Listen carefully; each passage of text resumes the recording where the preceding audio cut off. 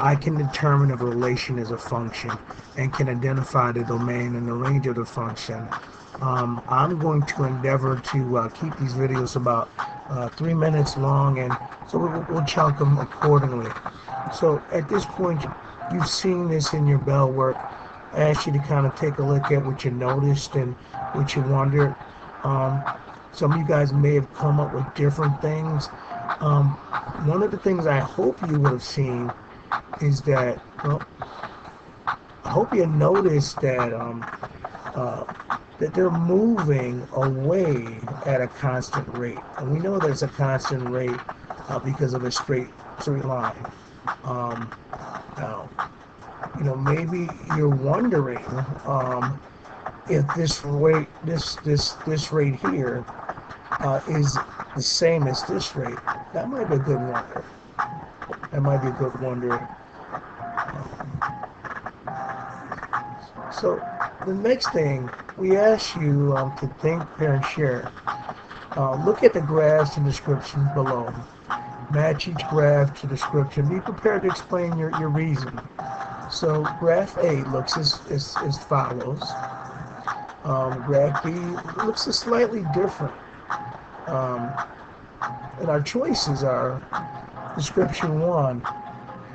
Shamika is in gym class. She walks straight for 100 meters on the track and then stops to rest. So if she rests, I guess that means her distance is not changing. That makes sense. And then she walks back to the start. So let's see. Shamika starts here, walks 100 meters away, and then stops, and for a period of time she's not moving, and then walks back. Well, that's possible. Okay. Description 2. Shamika is in gym class. She runs straight for 100 meters on the track and stops to rest, and then walk back to the start because she was tired. Okay, let's take a look at this. So here, presuming if she's running, then her slope is going to be much higher than if she was walking. And then she rests, and then she walks. Okay. Description 3. Shamika's in gym class. She runs straight for 100 meters on this track, and then she walks slowly for another 100 meters further, and then ran the last 100 meters. So she walked for 100 meters, then walked slowly, and then for 100 meters, and then ran for 100 meters. Okay. So I'm going to give you guys some time to think, pair, and share. Stop the video now, and you and your partner, or if you're viewing this from home, think about the question. Um, which one of the graphs match the descriptions, and be prepared to reason this out with your partners. So go ahead and stop the video now. Okay, so hopefully you stopped and you got a chance to reason this out. So let's look. One of the noticings that we should have right away is that I noticed that they're moving away and returning at the same rate because it's a straight line in graph A. So graph A is suggesting that the slopes or the rate of change is the same for graph A. All right.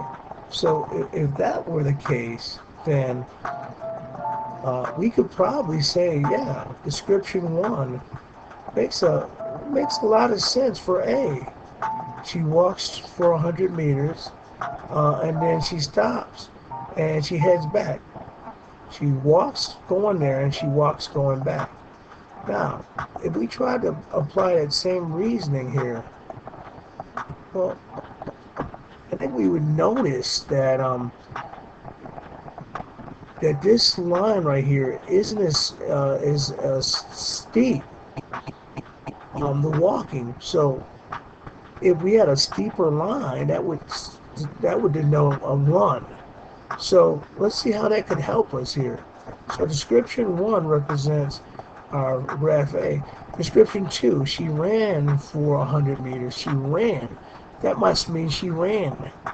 Okay, so description 2 kind of matches graph B. But, so description 3, we can throw this away. She ran for 100 meters, then she walked slowly for 100 meters, and then she ran for the last 100 meters. We can just totally throw that away. That makes no sense at all. And our last noticing is that they moved away at a slower rate and returned at a faster rate for B.